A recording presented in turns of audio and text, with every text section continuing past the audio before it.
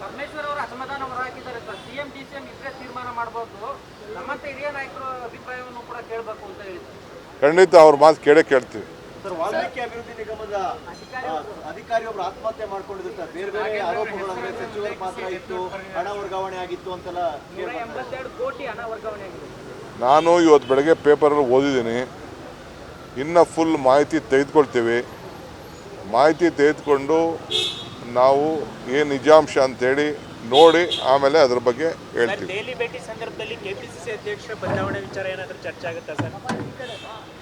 ನಿಮ್ಮ ಹತ್ರ ಏನೋ ಇರ್ಬೋದು ಮಾಹಿತಿ ನೋಡಿ. ಪರಮೇಶ್ವರ್ ಅವರು ಅಸಮಾಧಾನ ಹೊರಹಾಕಿದ್ದಾರೆ ಸರ್. ಸಿಎಂ ಡಿಸಿಎಂ ಇಬ್ಬರೇ ತೀರ್ಮಾನ ಮಾಡಬಹುದು, ನಮ್ಮಂತ ಹಿರಿಯ ನಾಯಕರ ಅಭಿಪ್ರಾಯವನ್ನು ಕೂಡ ಕೇಳಬೇಕು ಅಂತ ಹೇಳಿದ್ರು. ಖಂಡಿತ ಅವ್ರ ಮಾತು ಕೇಳ್ತೀವಿ. ಸರ್, ವಾಲ್ಮೀಕಿ ಅಭಿವೃದ್ಧಿ ನಿಗಮದ ಅಧಿಕಾರಿಯೊಬ್ಬರು ಆತ್ಮಹತ್ಯೆ ಮಾಡ್ಕೊಂಡಿದ್ರು ಸರ್. ಬೇರೆ ಬೇರೆ ಆರೋಪಗಳು, ಅಂದ್ರೆ ಸಚಿವರ ಪಾತ್ರ ಇತ್ತು, ಹಣ ವರ್ಗಾವಣೆ ಆಗಿತ್ತು ಅಂತೆಲ್ಲ. 182 ಕೋಟಿ ಹಣ ವರ್ಗಾವಣೆ ಆಗಿದೆ.